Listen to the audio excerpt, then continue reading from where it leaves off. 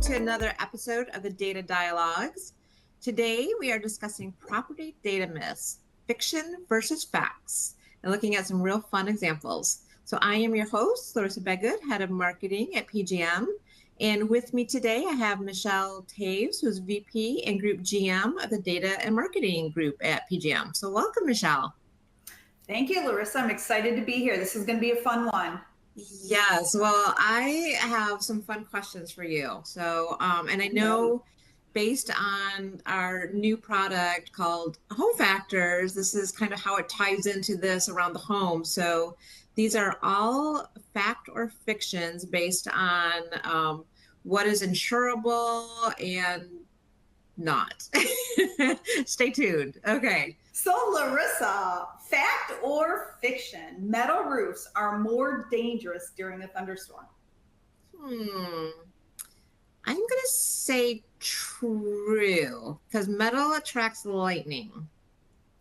Interesting. So it's actually false. Metal roofs are actually potentially safer. They do not increase lightning risk. They actually, since the metal disperses electricity and it will not catch a fire. Well, I am not going to go put a metal roof on, but that is very interesting to know. All right, what else you got? Okay, next one. This is fun. This is one of my favorite all-time movies, especially around Christmas. So I'm sure that everybody is familiar with The Christmas Vacation. How many twinkling lights did Clark Griswold use on his house? Oh, wow. I remember the scene vividly when he plugged it in and everything kind of, yes. Oh, I'm going to say 10,000. Oh man, you're close. If you really think about it, 10,000 is a lot of lights, Larissa. Yeah. He had 25,000 lights on that house for Christmas Vacation. And fun fact, there was actually a real homeowner in Illinois who tried to copy him and reenact it, and he blew out half of his neighborhood's power grid. Electric fail. Electric fail, yeah. So another home factor that we have is we have the ability to say we have two things. If the electric panel needs to be repaired and replaced, and we also have the ability to say what is the size of amp on an electric panel. So hopefully, Clark Griswold had a very large electric panel. He still blew it up no matter what, but hopefully he at least had a large electric panel versus a small one. I love it. Yes. Okay. I'm kind of thinking that I'm going to have to watch that. Well, it's May, but nothing like Christmas in July. So maybe I'll watch it this summer. Yeah. One of the other interesting things on Home Factors is because we can say the electric panel size, we can actually compare the electric panel size to the size of house. So for example, if it's a really large 5,000 square feet house and we know that it's on 100 amp, we have the ability to predict that the electric panel does not have the capacity to really support the size of the house, and therefore it would be a higher risk for insurance purposes. So a quick note on that, my house is a little bit older, like maybe 30 years. And I was trying to get upgrade my water heater to a tankless water heater, and they would have had to put in a larger electrical switch or outlet or something like that. My panel wasn't big enough, and then they were gonna have to switch that out. At the end of the day, I was like, you know what, I can just go with a regular water heater. But yeah, that I think would be so valuable for insurers and marketers in that space to know. Yep, for sure. It's how all the data works together, right? Yep. Okay, right. Here's another one. Another big insurance risk is fire. And so what percentage of undetermined house fires are suspected to be caused by rodents chewing wires? Ooh, I'm gonna see if I can get this one right. 20%? Ding, ding, ding, you're right, 20%. That still sounds like a lot to me when I first was learning about this and doing some research. But 20% of undetermined U.S. house fires are linked to a rodent, most likely a squirrel, choosing the wires. And so one of the other home factors we have is we do have the ability to detect if the electrical wire needs to be repaired or replaced. That's a really hard one to be able to get in there and detect. But because of home factors, we can do that. And again, being able to predict fire risk ahead of the risk.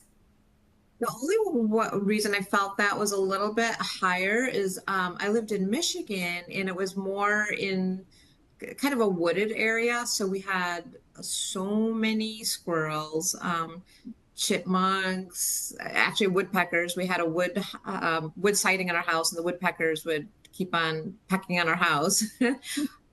So I felt that was a little bit higher. Now, both of us live in Florida, so I can't imagine the lizards chewing on the wires, but you know, who knows? You never know. You never know. Well, one of the stories is that I was reading about was in the UK. There was this one squirrel. He knocked the power out of over 900 homes. Oh my gosh. Just chewing the wires all the way down the block. So that's a lot of homes that he knocked out from one squirrel. It's a busy little squirrel. Okay, next one. This one's interesting. How much do you think weather and climate disasters have cost the US since 1980? Oh gosh. Oh, being in Florida, I know that can be pretty severe with hurricanes. I'm going to say close to 3 trillion. Very good. Really good. It's actually 2.9 trillion as of February 2025. So who knows? Maybe it's higher now. But there's been 115 weather and climate disasters in the US from 2020 to 2024, in which losses exceedingly $1 billion. And so another factor that we have the ability to predict is if the roof needs to be repaired or replaced.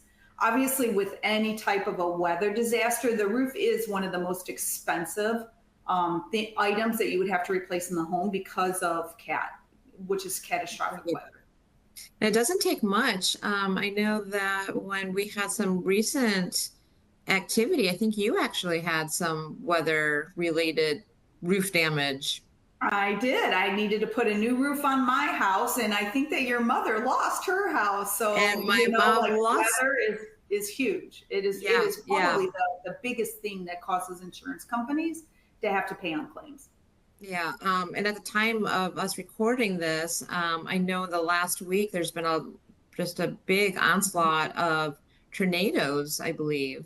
Yeah. There's some severe weather patterns, and that's not the exception. Every week or so there seems to be a new area affected. So yeah, that definitely I imagine is a big one. Okay, next one. What percentage of all homeowner insurance claims are due to weather damage? Oh, so we just were talking about weather. 23%? Over 23%. Yeah, you're right. It's a lot, right? Water damage makes up 23% of all homeowner insurance losses. It's the leading cause of various types of claims, from bursting pipes to appliance malfunctions to roof leakage to overflowing gutters.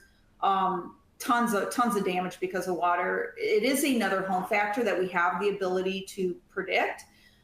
We actually can create the ability to predict whether or not there's potential for water intrusion damage inside of the home. And actually, we have some new attributes that are going to be coming out over the next probably 4 to 6 weeks, which also predicts if that water and damage is on the first floor, is on the second floor, and then we're working on being able to predict where else in that home we could tag the water damage. So hugely powerful information for insurance carriers. Yeah, I love that. There's again, and we just had chatted about the hurricane last year it was not because of wind damage, but it was because of not from a burst pipe or an overflowing gutter, but due to storm surge. My mom lived on the beach and just completely gutted her house. So yeah, water can be a pretty powerful force for sure. So I loved all of these fun facts, and kind of like a little bit of a highlight on what Home Factors is. So tell us a little bit. You can kind of like do a little bit of a deeper dive in on what actually is Home Factors and how we have developed it. Yeah, I'd be happy to. Home Factors is a newer product for us over here at PGM. Really, we had a problem that we wanted to try and solve for, which is across the insurance agencies within the carriers, the MGAs, they're all really, it's really important for them to be able to properly predict risk anytime that they're trying to take on a new homeowner and offer them a policy.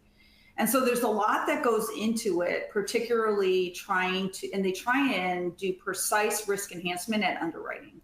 And then the second step is to make sure that they're pricing adequately to be able to cover that risk. And so across the industry, carriers have been using many forms of different types of data to be able to help them to predict that risk. But it's really important for them to basically understand the home. Much data has been out there about the outside of the home, right? And what conditions are on the outside. However, there's been really a limited amount of insights on the inside of the home, particularly around condition.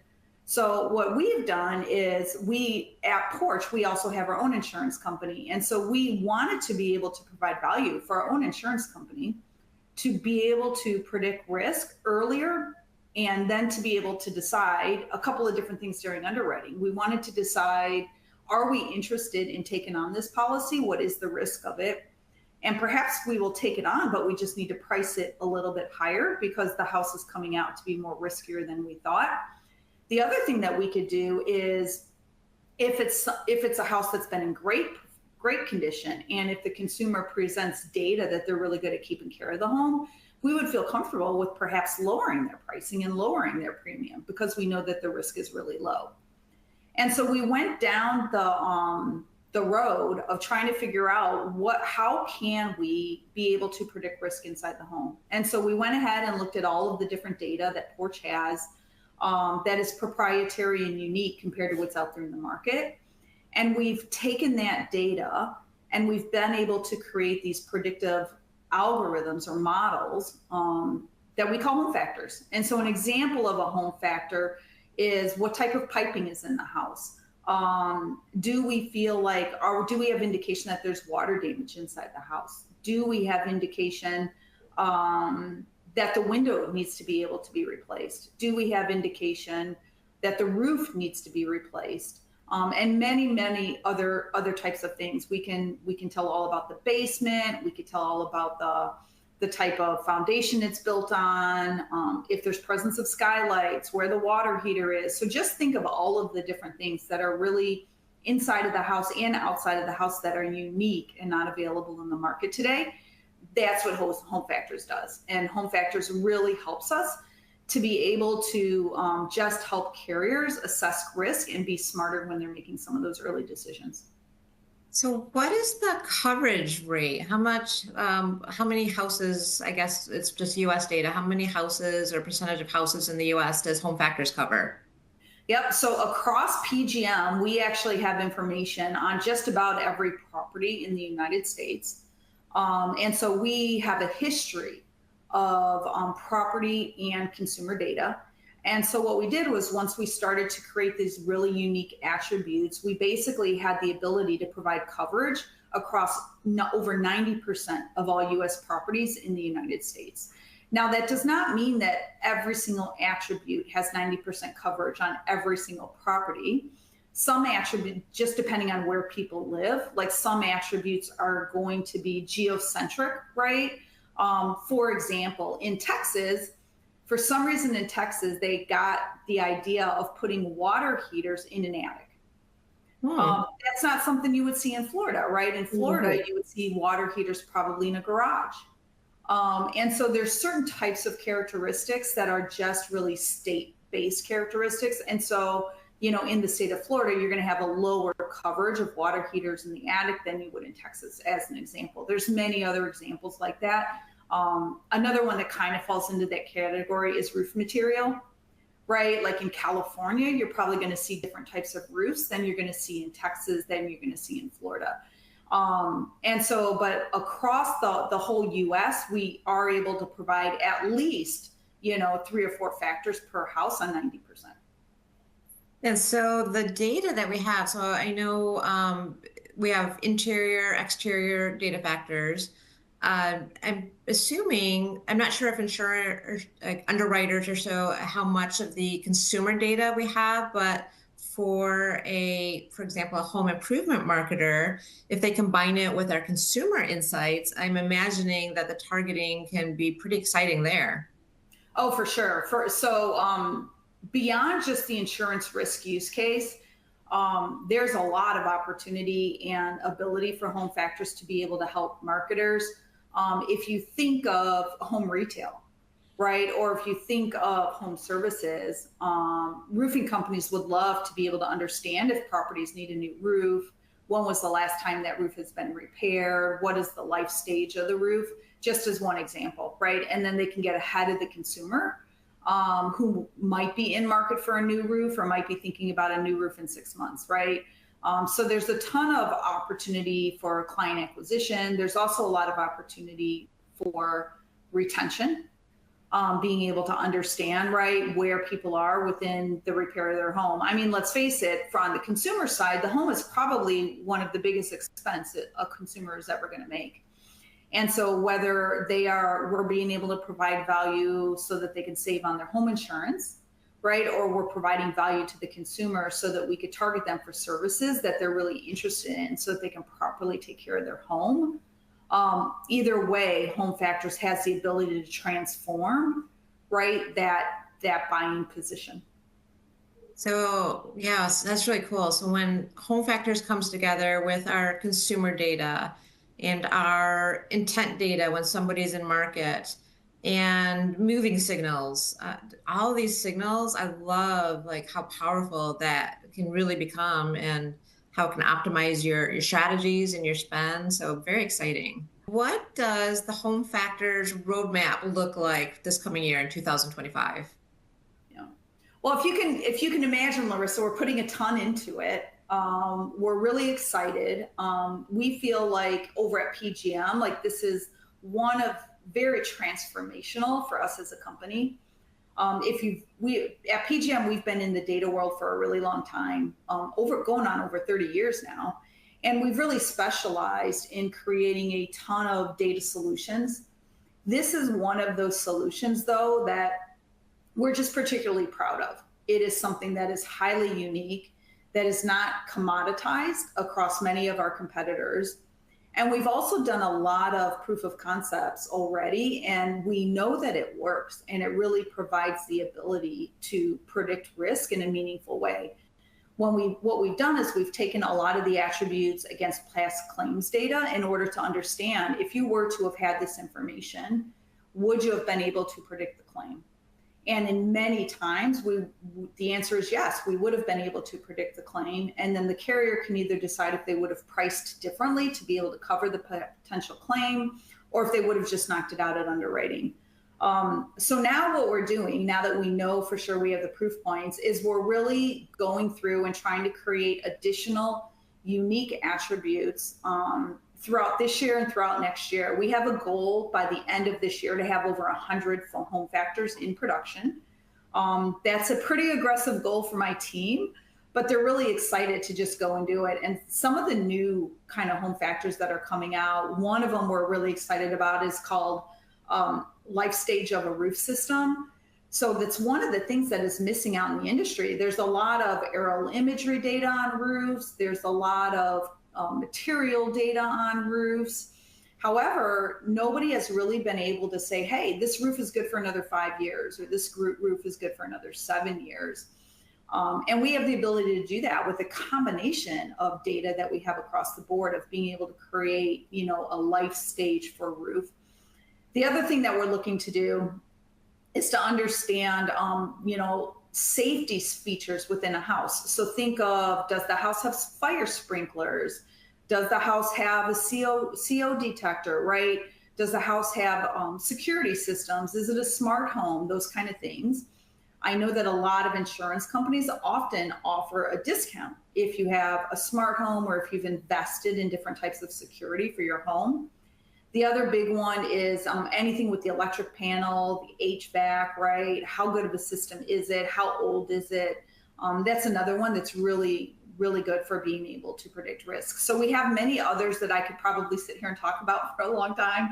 So I'll save you from that. But the other thing we're also looking to do is we're adding all different types of data into our predictions. And so not only are we able to predict this type of home factor and this type of insight, but we're also able to validate that prediction. So we go back and through all of our data, and we're able to say, hey, the roof shows that the roof needed to be repaired. But then we go back and we look through our entire data platform, and do we have any evidence that that repair has already happened? Yes or no? And then we're able to update our prediction and validate our prediction and change it in real time. And so that's another really cool thing on the roadmap for this year.